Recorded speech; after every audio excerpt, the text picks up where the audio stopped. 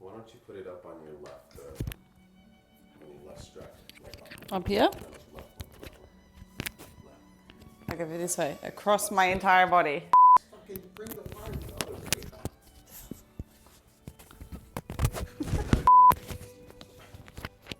It's gonna do the same thing. You'll be talking that direction. Yeah, okay,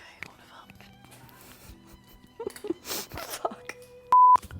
Oh. I took it off. It was not underneath my strap. It was over the strap. It's going to be the talking point of my introduction. Every week I sit here and struggle. That's perfect. It's great. It's good. Now I have a cramp in my neck from tensing. Every week I sit here with this damn microphone and I try to hook it on a way that faces internally and it never works. I think I have experienced some form of neck cramp looking down at my chest for the last 10 minutes. So we're good now. Hey guys, welcome back to Keeping Up With Me, HB.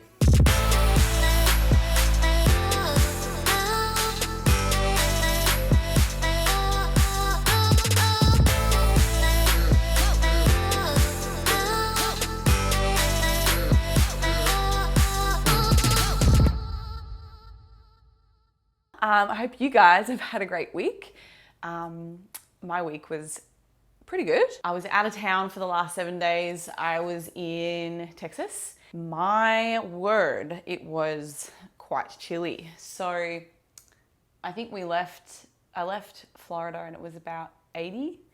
And then I arrived and it was 40. So it was actually, you know what, surprisingly, I really enjoyed the climate change. Didn't pack for the climate change, but that's a different story. It was actually really nice to kind of go outside and actually just be able to, I don't know, enjoy cold on your face and not walk outside and like have upper lip sweat and knee sweat immediately. Temperature was great. It was really good for training. What did I get up to? It was actually a pretty normal week. Honestly, I just did my usual work routine.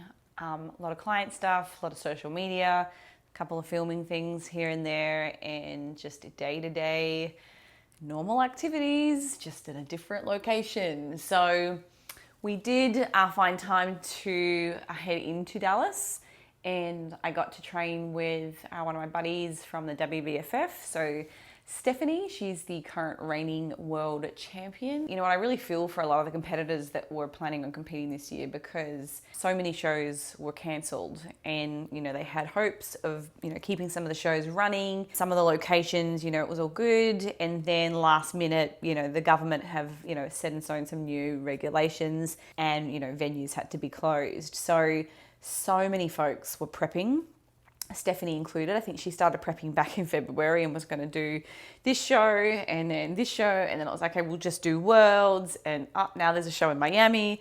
So yeah, it just sounds very frustrating for a lot of the competitors that were, you know, intending on getting lean this year. So yeah, I mean, the more you think about that, like it's very difficult already to prep, but what really concerns me for people that were doing or potentially competing this year is just the wear and tear that has on your body, specifically your metabolism, because, you know, we talk about this so often on our social media, in our books about metabolic adaptation, and the adaptive mechanisms that our body kind of goes through in order to help us continue to live, but be on low calories. And it really, you know, probably took its toll on a lot of folks this year. So I'm kind of glad that I chose 2020, I'm a year ahead, 2020 to take some time off, not knowing that this was all going to happen. But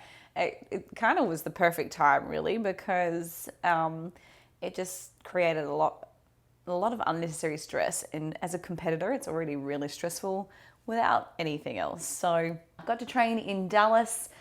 We hit up a new gym, which was brand new. The facility was awesome. And then I actually got to go out and have a lot of wine. So turns out myself and Stephanie actually are lovers of wine. And I think kind of like stems back to when we were a bit younger. Like, you know, like the first time you get interested in something, it was like the first time you learn to try to palate beer. Like, it starts off, everyone hates it. Like, no one enjoys the taste. It kind of just grows on you and your palate becomes more refined and you start to enjoy things a little more. And the same is true for wine. So both of us actually really, really enjoy that. She has a membership, and her husband actually, I think she said like every Friday, provided she's not in prep mode, they usually go and do wine tasting of some sort. And I used to do that a lot. Lane and I actually have done it quite a bit, but I think just with everything kind of being closed down, there's been less motivation to even get out and do that kind of thing. And a lot of places have been closed. But it's kind of fun, you know, it just gives you something new to talk about. We actually shared not just one or two, I think we had 4 bottles of wine on Friday night, between 3 of us. I think Shelley and her husband also had a glass from one of the bottles, which I'll get to. So there was a lot of calories consumed, but a great percentage of that came from alcohol. And interestingly, Shelley's actually one of my clients, also a great friend, but we were chatting about our weigh-ins, like on the preceding mornings. And both of us, even though we'd eaten a little bit more than our set macro targets, and I'll show you on my carbon in a moment where I fell, but my weight actually kind of came down. And there's a few reasons for that. So if you are somebody that still chooses to consume alcohol, it doesn't just have to be wine, it could be anything, spirits, beer, wine, whatever the case. It's actually, if we think about the thermic effect of food, we've got protein up here at 30%. So post-digestion, about 30% less calories available to us for energy. And then carbohydrates are somewhere between like 8 to 10% thermic. And then fats, let's just call it for what it is, it's about 0%, 0 to 1% thermic. So you still have whatever you consume calorie-wise from a fat, it's basically still available to you after digestion. Alcohol actually is about 20% thermic as far as that scale, that grading scale. So I substituted quite a few of my calories towards some wine on the weekend. And that's partly one of the reasons why I ended up weighing in a little bit less, just because a greater amount of my calories came from a macronutrient with higher TEF. I'm not condoning this. I'm not saying you should go out and just have more of your calories from alcohol, but it's important to know that, because some people will often say, oh, how come I woke up so light after I had these drinks? Well, there's the thermic effect is one of the main things, and nobody knows about that. The other consideration that you also have to look at too is you're trading out food calories, which has physical mass, fibrous matter, versus liquid calories, which has no or limited or less fibrous matter, or no fibrous matter for the most part. So you're also not having quite as much food traveling through your GI, and that's going to affect your weight on the scale. So I think a lot of people are like, oh, if I have a few drinks, like, I always lose weight after, a weekend. Well, it's not necessarily because you've dropped body fat. It might just be that you've just substituted a certain amount and your dietary fiber is now meaningfully less, and thus your weight the next day or consecutive days after is going to be a little bit lower than what it truly is when you return to your normal dietary intake. So that was certainly the case for me over the weekend. That's, I guess, kind of what happened for my week. I came home, we had Halloween. So the kids got all dressed up, went trick-or-treating. Blows my mind the generosity of certain areas. we went trick-or-treating, and the kids were given like full size Snickers bars and Twix bars and like big candy bars that adults would eat. And these are like, we're talking 4-year-old girl and 7-year-old boy. So they definitely got spoiled. And then we went to the drive-ins and we watched Hocus Pocus in the outdoor air cinema in an area downtown by the water. And it's fair to say they didn't watch a damn second of the movie. It was just like so novel and fun for them sitting in the back of the truck with all the lights and like everybody, like the loud music and everything and the sounds, they were wild, absolutely wild. So they didn't really watch the film, which was the intention. I was like envisioning sitting in the back of the car, like all snuggled up, having a drink, watching the movie. Oh my God, no. It was like kids just running everywhere. No one was watching the movie. So I was like, oh God. That was my first kind of Halloween, I guess, with the kids. I think last year we dressed up and what did I go? We went as like Superman and Superwoman. So that was fun, but this year it was with the kids. So it was different. Let's have a look at my compliance this week though. Let me just quickly turn on my phone. Okay, I am in the me section of our nutrition coaching app, Carbon. If you are new to my channel and you're watching this for the first time, we have a nutrition coaching app called Carbon Diet Coach. Coaches you for weight loss, for muscle gain, reverse dieting, or maintenance calories. And you check in with it just like a coach. So I'm going to show you a little bit of that today. So from the diary view, I'm going to go to me and let's have a look at my calories for the week.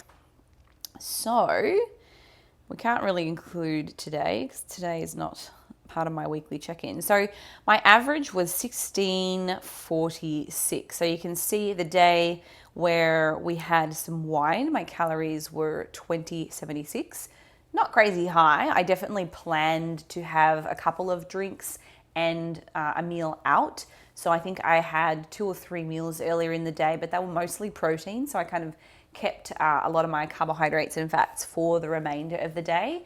And as far as hunger is concerned, it didn't really bother me too much because we had so many things planned. It was like in the morning, okay, we've got to get up, pack, go, eat some food before we get out. Then it was straight to the gym.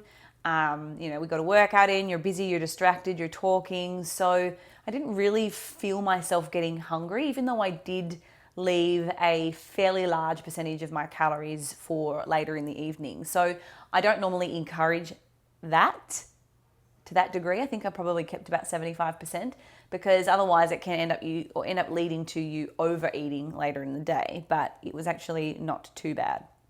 So that was my weekly average calories.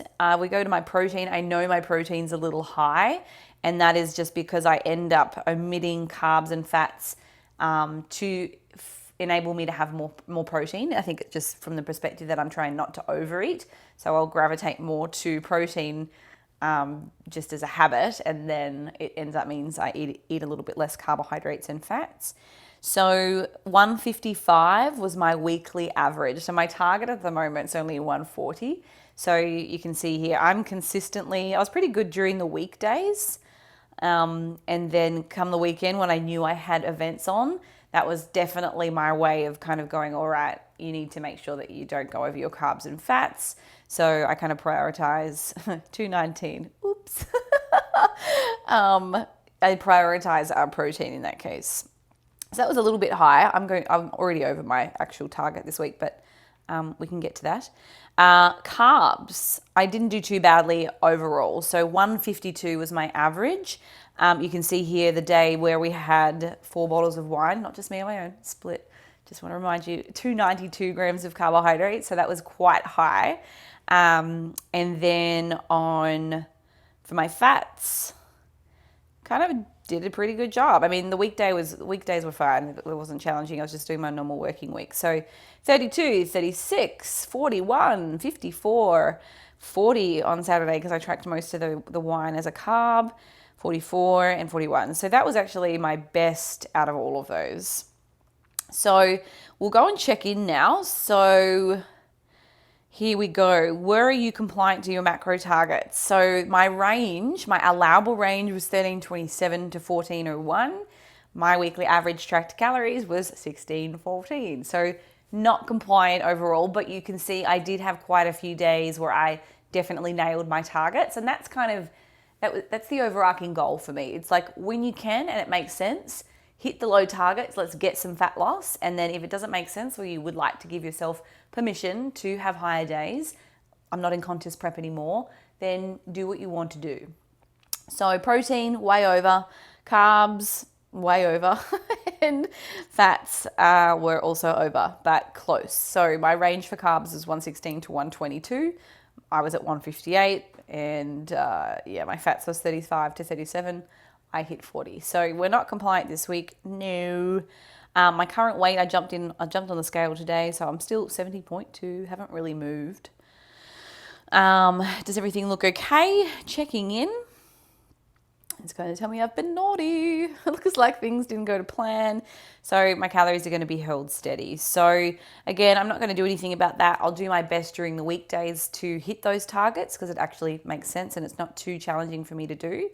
And then overall, I'm looking for a trend in the downwards direction. So yeah, the last 2 weeks, it's definitely moving down. It's very slow, but if we look at like 2 weeks ago, my weekly averages were all 71, 71, 71.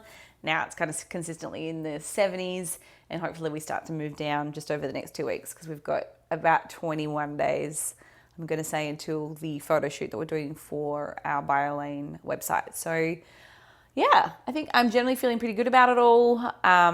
It's so interesting just like being in the gym and just dropping 5 kilos. I've had so many people come up and say, you're looking really great. Like, these are complete strangers, don't know anything about me, but they're like, oh, I've seen you looking really good.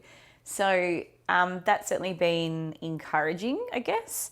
But at the same token, like, I'm trying not to get too hung up on that kind of positive feedback around body image, because I don't want that to be like the standard. I was happy, heavier, and I'm just here now. So it's been unusual. I kind of just say, well, thank you. No, I appreciate it.